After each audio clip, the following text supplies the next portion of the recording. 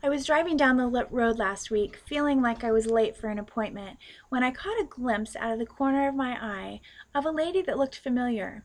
I noticed that it was Anne from the women's shelter where I serve, and as I passed her and drove on down the road, I felt the Holy Spirit telling me that really I was right on time.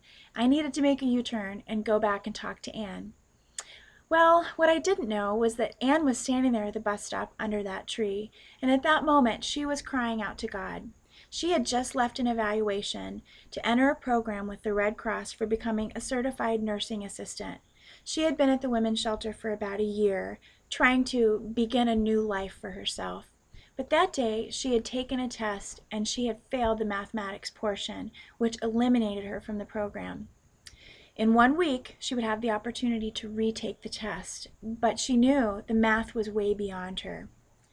Well, I pulled up, and Anne was amazed. She had just been crying out to God, asking him to help her, asking him if he saw her trial, if he understood the struggle that she was facing and the disappointment that she experienced. And he did. I unrolled my window and said, "Hey, Anne." I opened my door and hopped out and said, "I have a bag of things to go to the women's shelter for school supplies. Could you take them for me?" She said, "Sure." And then I asked her, "What are you doing standing here at this bus stop?" Well, she told me about taking the test that day and about failing and about how she needed help. She didn't tell me that she'd been crying out to the Lord.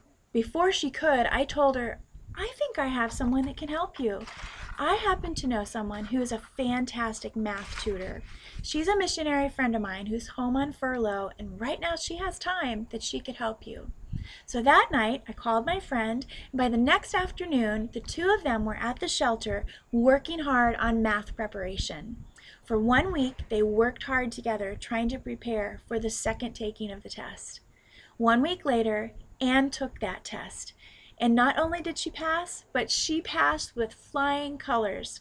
Not only did she pass with flying colors, but that day when she took the second test, Anne had the opportunity to reach out in encouragement and to support a lady who was next to her, who was in tears, overwhelmed, and struggling with a trial of her own, unsure if she could pass the test. Anne encouraged her to stay on, be strong, and that lady passed the test too. It was a new beginning for both of them. Sometimes our trials leave us feeling like we're standing under a bus stop tree all by ourselves. But God hears us. He sees our trouble, and He wants to use the trials in our lives to grow an unshakable faith.